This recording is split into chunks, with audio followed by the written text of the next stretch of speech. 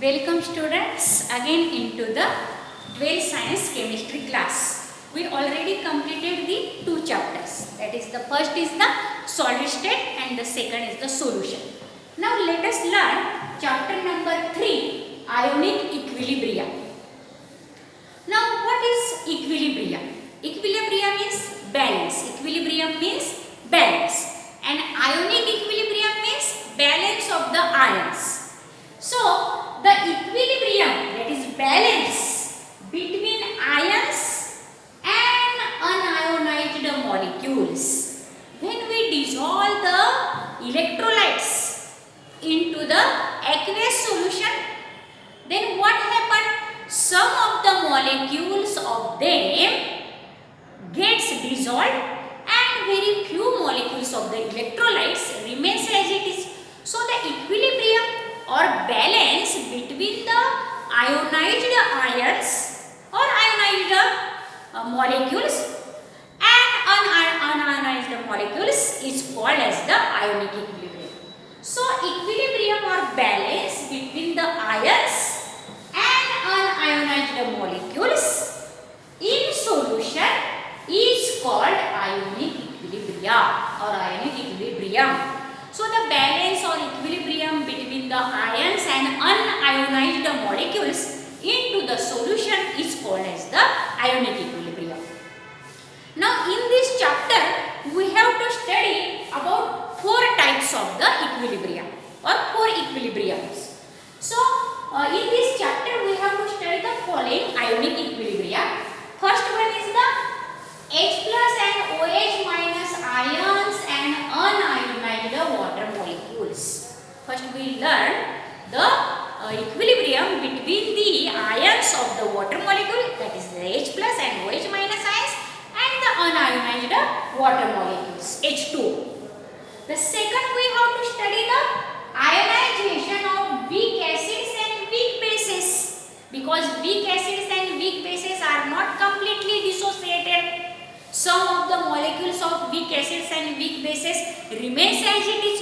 So we have to study this also, that is the ionization of weak acids and weak bases. The equilibrium between the ionization of weak acids and weak bases.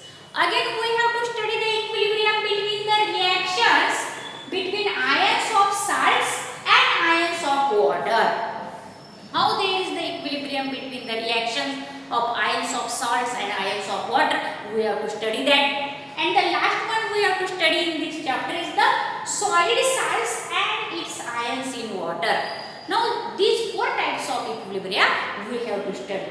Now let us first learn about the electrolytes. What is electrolytes? And then we study the types of the electrolytes. Now pay attention students on the blackboard. Now types of electrolytes. So first, what is electrolytes?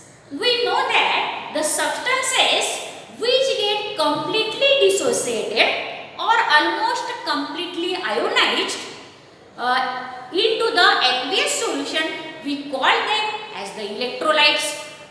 But electrolytes sometimes dissociated to a smaller extent. So that are the weak electrolytes. So the substances which give ions in the solutions are called as the electrolytes. So the substances which give rise to ions when dissolved in water are called electrolytes. The substances, most of the substances, they do not give rise to ions into the water. For example, sucrose, that is the cane sugar, urea. These are the substances, these are the non-electrolytes.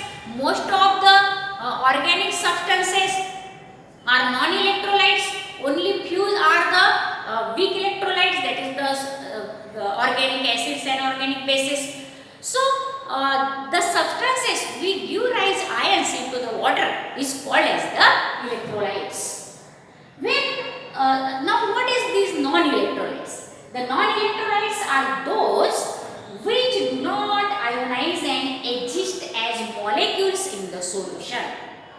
Now we know that the acids such as the strong acid, that is the HCl. HCl gives H plus ion and HCl minus ion will dissolve into the water. Again that is the nitric acid HNO3 also give H plus ion and NO3 minus ion into the water. But there are substances which do not give such ions when dissolved in water, that are called as the non-electrolytes. And best example is the urea and sucrose. Again the glucose and fructose are also the non-electrolyte substances. The non-electrolytes are those which do not ionize and exist as molecules in the solution. They remain as the molecule. They do not give the positive ions or negative ions, that are the cations or anions when dissolved in water. So they are the non-electrolytes. Now types of electrolytes. The electrolytes are classified as strong electrolytes and weak electrolytes. Now this classification is done on the basis of the ionization power or extent of ionization of that substances into the aqueous solution. So strong electrolytes are the electrolytes ionizing completely are called as the strong electrolytes. For example, strong acids such as HCl, hydrochloric acid, HNO3, nitric acid, H2SO4, sulfuric acid. All these three strong acids almost completely dissociate or ionize into the aqueous solution. So they are the strong electrolyte.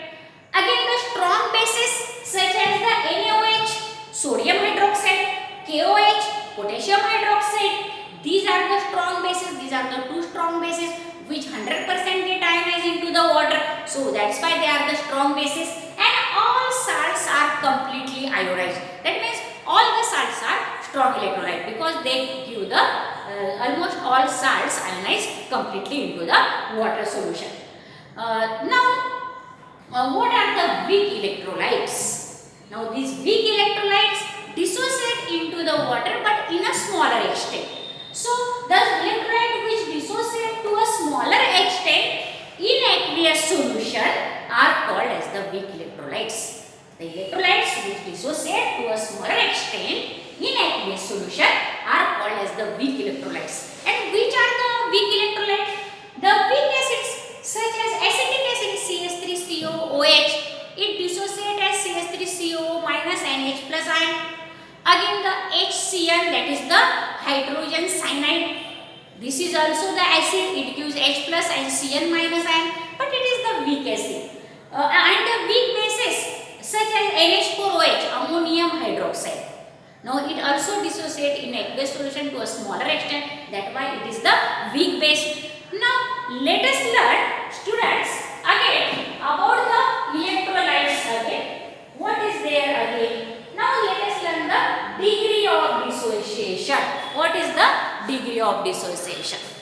Now this is about all about that of the electrolytes, that is the strong electrolyte. But particularly in this chapter we have to study about the weak electrolytes, because the degree of dissociation, the next topic, is for that of the weak electrolytes. Now let us learn what is this degree of dissociation. Again pay attention students on the blackboard. The weak electrolytes dissociate only partially in the aqueous solution. Weak electrolytes are not dissociate completely. They only dissociate partially. So equilibrium can be established between in case of the dissociation of weak electrolytes. So the equilibrium can be established between the ions and non-ionized molecules, the weak electrolytes. The ionization reaction of weak electrolyte so represented by the double head arrow. By the double head arrow between the ions and non-ionized molecules. Why there is double head arrow? Because there is the equilibrium between the ions and the non-ionized molecules of the weak electrolytes in the aqueous solution. Now let us learn the degree of dissociation, alpha. It is denoted by alpha. What is this degree of dissociation? Now as weak electrolyte dissociate only a smaller extent, the fraction of dissociated molecules is called as the degree of dissociation. So let us learn the definition.